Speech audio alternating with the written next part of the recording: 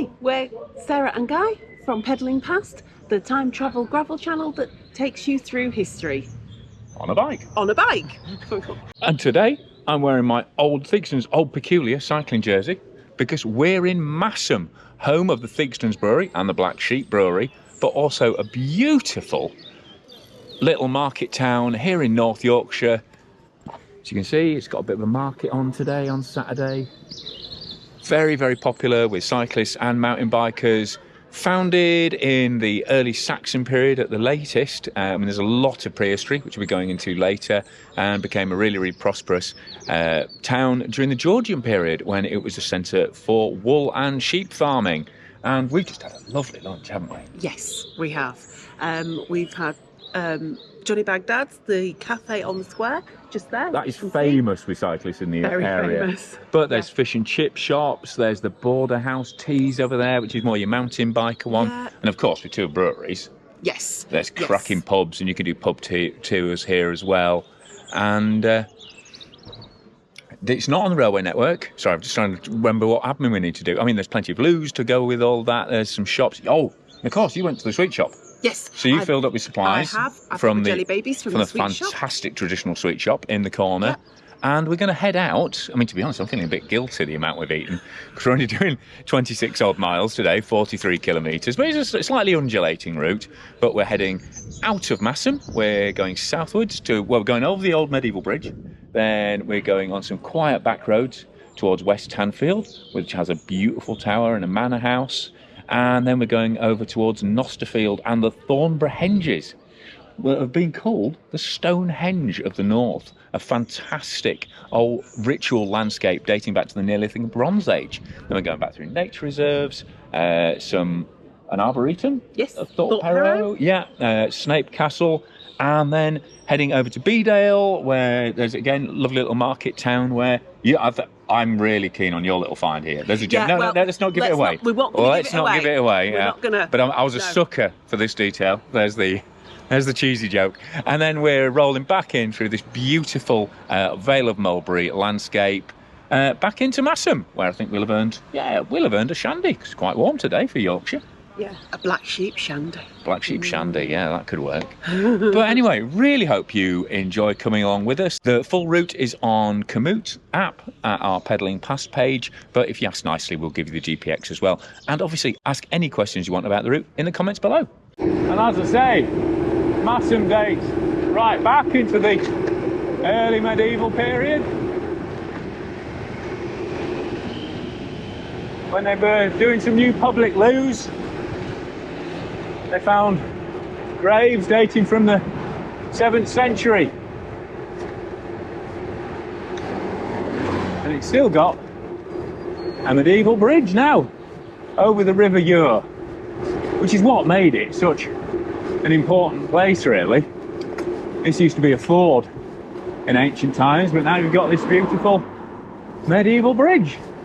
And there's a very, very short section of Mainish Road, but then we're off to the left onto back lanes.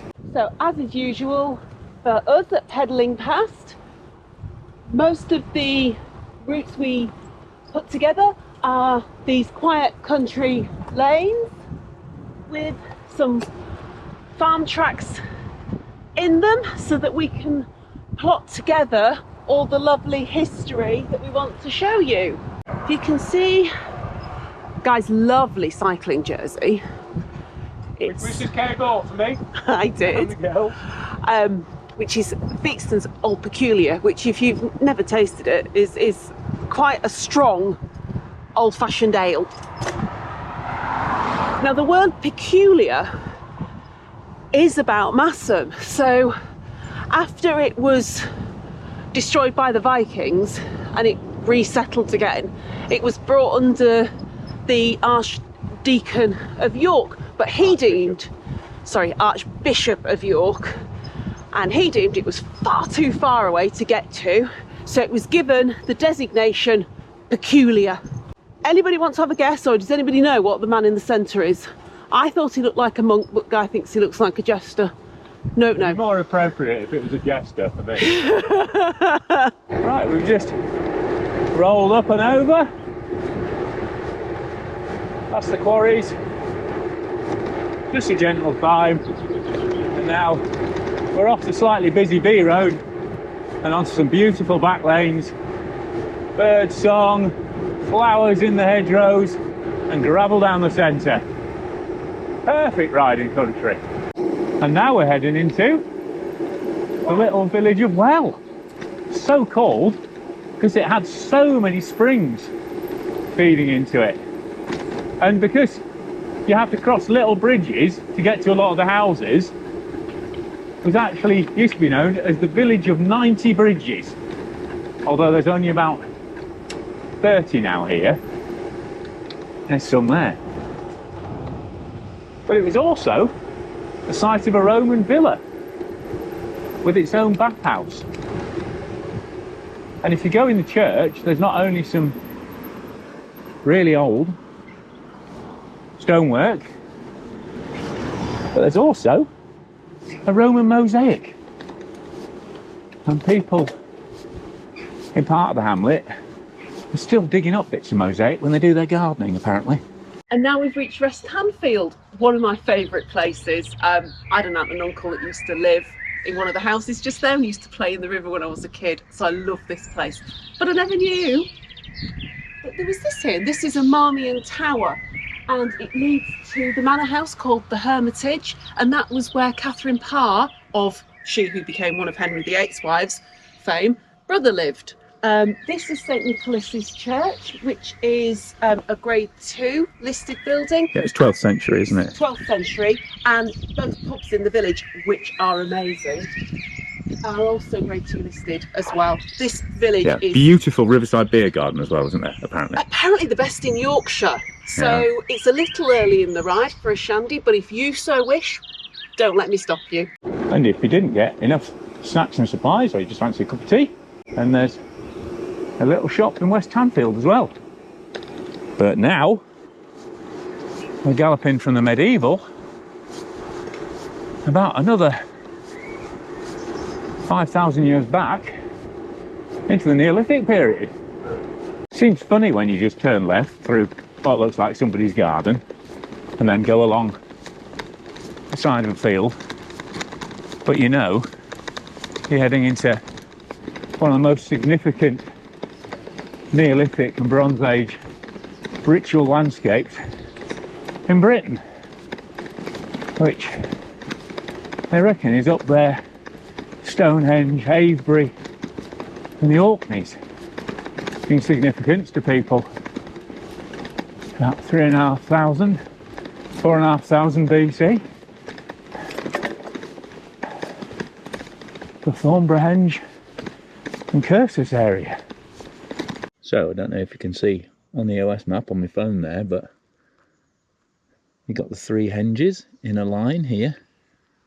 So that little depression there is the southern henge, one of the earlier ones, but also one of the ones with the later period as well, because that had a series of pits, which is underneath this crop here, dug in the Bronze Age, big deep pits, which were probably for a ceremonial sort of avenue of giant posts sunk into the ground. So, you know, more what you might think of as a henge, because a henge is any circular prehistoric monument, but obviously with Stonehenge and places like that, Woodhenge, you think of them having sort of upstanding bits as well. And these might well have done, but if they were wood, obviously they've rotted away over 5,000 or so years.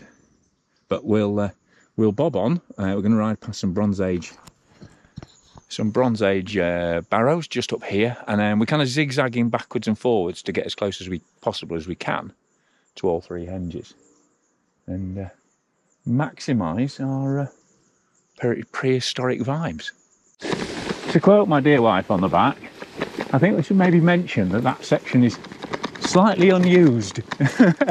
But if you are pushing through deep grass, you are going the right way, although actually there is a little workaround there.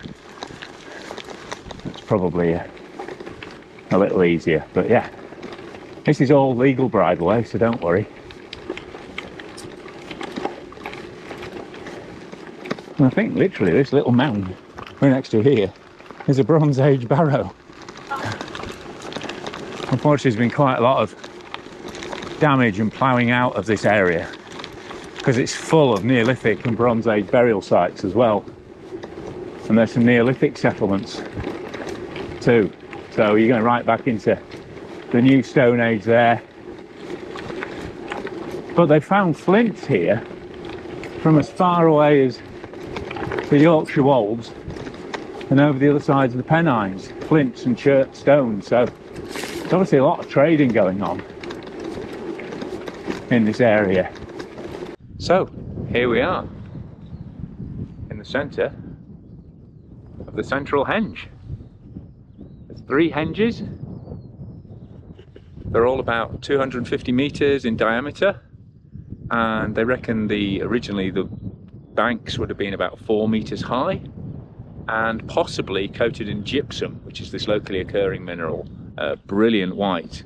It used to live near some gypsum holes, isn't it? It's quite volatile. Yeah, it does. Yeah. And they think actually the fact that their holes were appearing in the ground a lot around here might have been part of its sort of spiritual significance. But looking south there, you're looking straight at the southern henge, and then under those trees to the north there's another henge. That's actually the best preserved henge. The inner ditch in there is 20 metres across and 1.6 metres deep still, and the banks are, you know, several metres high in places.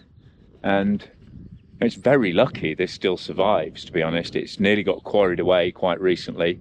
It was actually it was given over. To be fair, Tarmac gave it over. They've been gravel quarrying here for quite a long time. I actually worked at the Nosterfield Quarry as an archaeologist. One of my first archaeological jobs out of college was surveying this area, but Tarmac agreed to give 2 of the henges back, and the 3rd henge is still in private ownership, but it's now an English heritage site. So this and the surrounding area are properly preserved and saved for posterity now. And this henge is actually the latest one. I mean, you can't really see it. You can see it on crop marks when it really dries out. But there's a Cursus monument, which is the earliest monument here, which is about a mile long. And that's kind of a rectangular kind of, it's hard to describe really. It's just a sort of long strip of land with a ditch on either side. Just marks a sort of procession way, I see, really. You've got the River Ure over there, and 18 kilometres in that direction there's the Devil's Arrows at Bridge, which obviously we've done a video on, and was Sarah's hometown. I mean, you always remember the Devil's Arrows growing up. Yeah, I could see it from a bedroom window. Yeah. And there are actually another 3 henges between here and there, so together with, you know, that Bronze Age pit alignment and all the barrows and everything, it really is a huge bit of prehistoric landscape, which is, you know, when you consider this was all dug with antler picks and ox shoulder blade shovels. There's a lot of earth being shifted here, but still they don't really know what they're for. And interesting, you know, they always tend to add a spiritual element, and you know, there are alignments that work. It aligns with Sirius the dog star and the midwinter solstice, I think. Yes. That's right. Yeah, yeah, it's the midwinter solstice. Yeah. The entrances, and also if you look at the alignment of the 3 henges, there's actually a kink in them, and that kind of mirrors the Orion's Belt constellation as well. So that's been theorised as a possible link. But what's interesting is actually if you look at the only real existing structure that's still like this is if you go up to Finland and look at the reindeer herders amongst the Sami people. They use very, very similar structures to this, and they're just for keeping cattle in, which explains why there's a bigger ditch on the inside than on the outside, because you wouldn't put a defensive structure here because it's, you know, it's overlooked. It's not like a hill fort, you know, like a later bank and ditch hill fort on top of a hill, but, you know, so it might have just been an enormous cattle market, but, you know, nobody's going to make their reputation in archaeology by saying that. It's all about who gets to have the fanciest theoretical paper in their name. Not that I'm at all cynical about archaeology, having worked in it for a while. Hell no. But for me, to put it into perspective, this was something that helped me kind of think about it. This is 1,000 years before the first pyramid.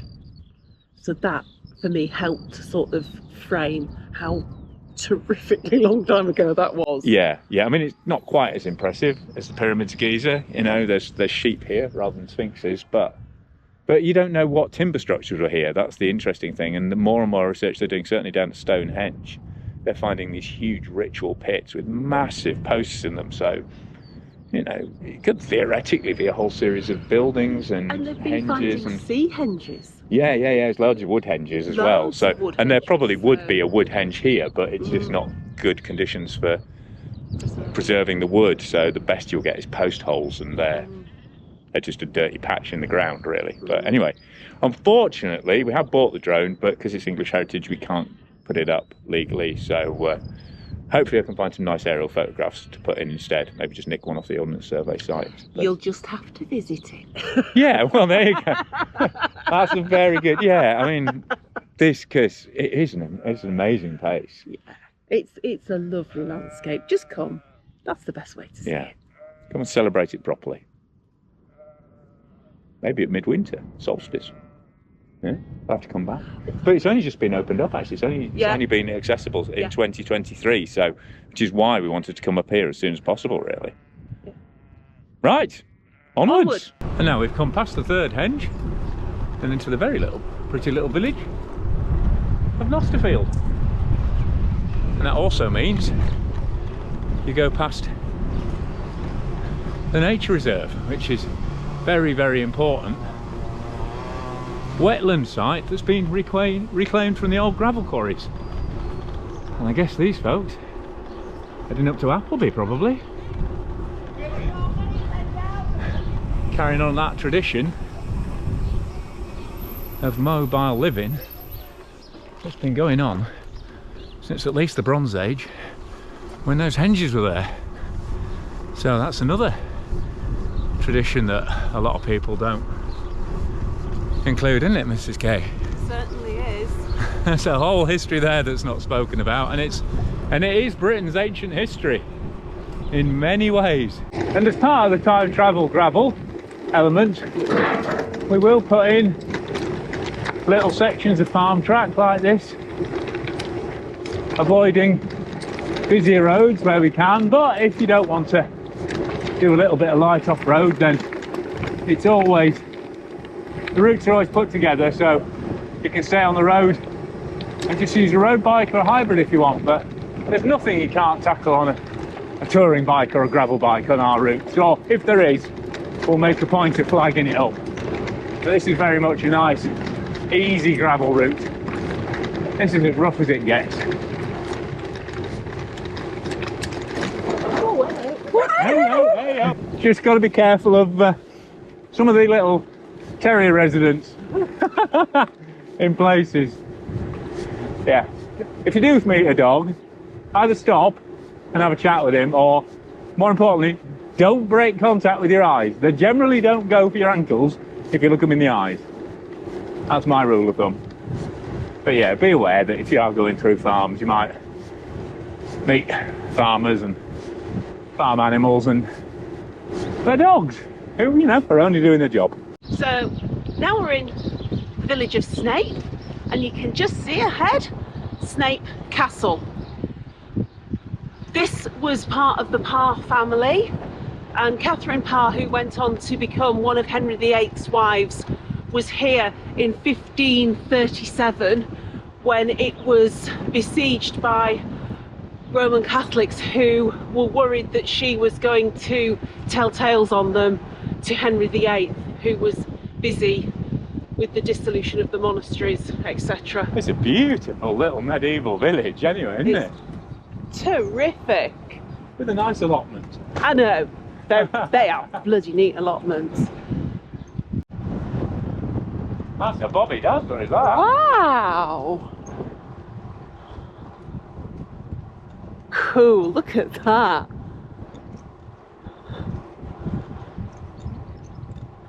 Lovely. Oh yeah, there's the next bit round the corner as well. And this is Thorpe Perro Arboretum.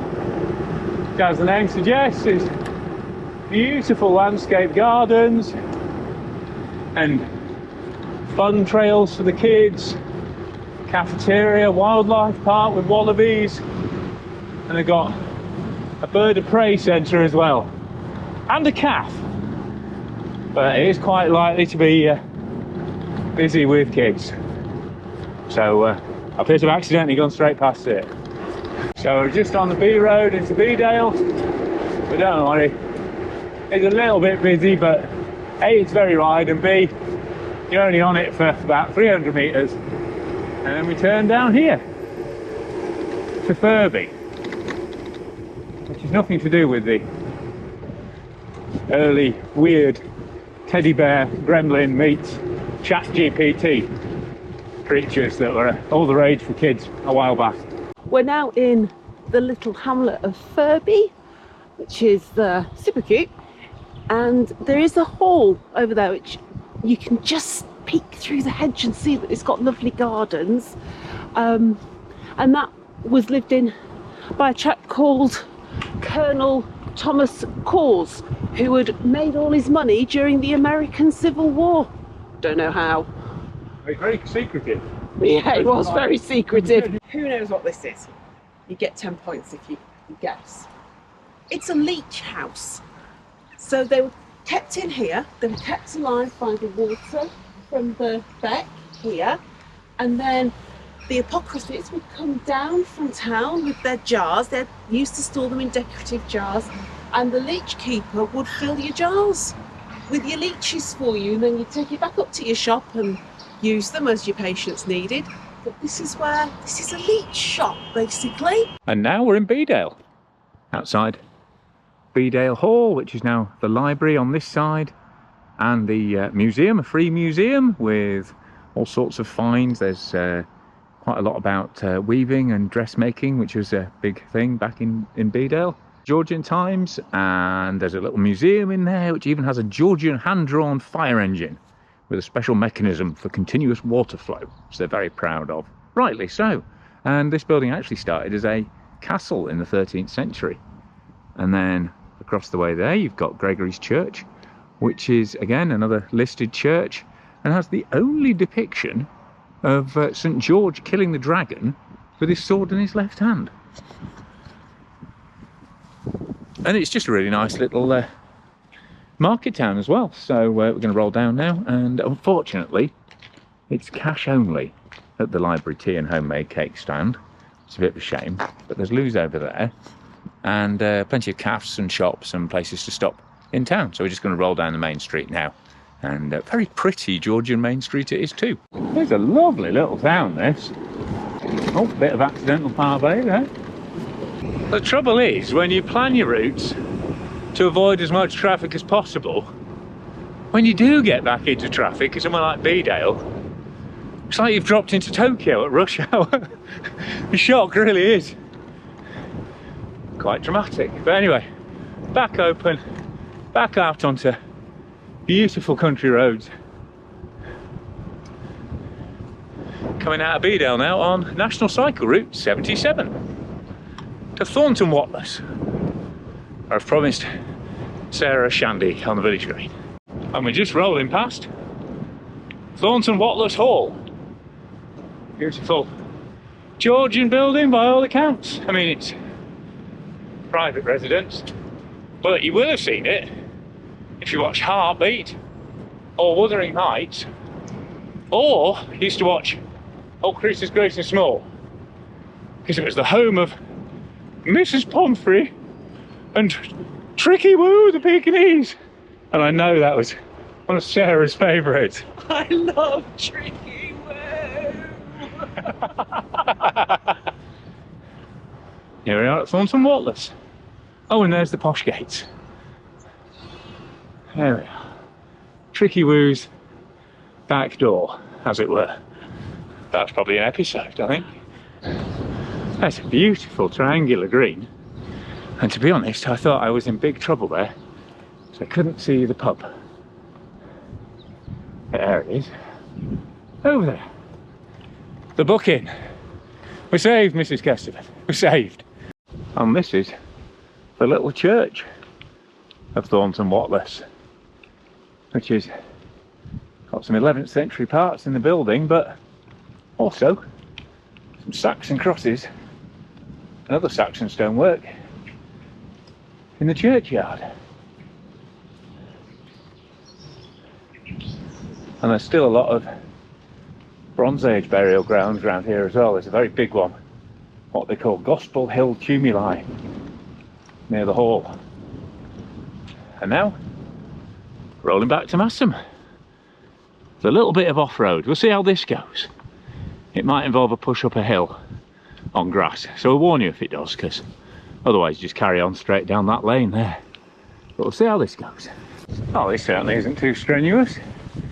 Just a bit of old medieval rig and furrow grassland through the sheep. But I guess it might get a bit slippery if it's damp, but certainly not super steep or technical in any way. I think the sheep are still confused though. Right, so the path on the far side is quite overgrown, as you can see, in May. So I'm guessing by July, August, it doesn't look like it gets used a great deal. This might be a bit more of a jungle fight through. And there's a few nettles in here, so like I say, if you don't fancy a bit of a safari and you really don't like nettles, then maybe just nip around on the road at the end. It's dead easy. Masham's signposted from here in both directions, so it's almost impossible to go wrong really. But you know, we do this exploring for you and then give you the options afterwards. I have to say, it smells lovely.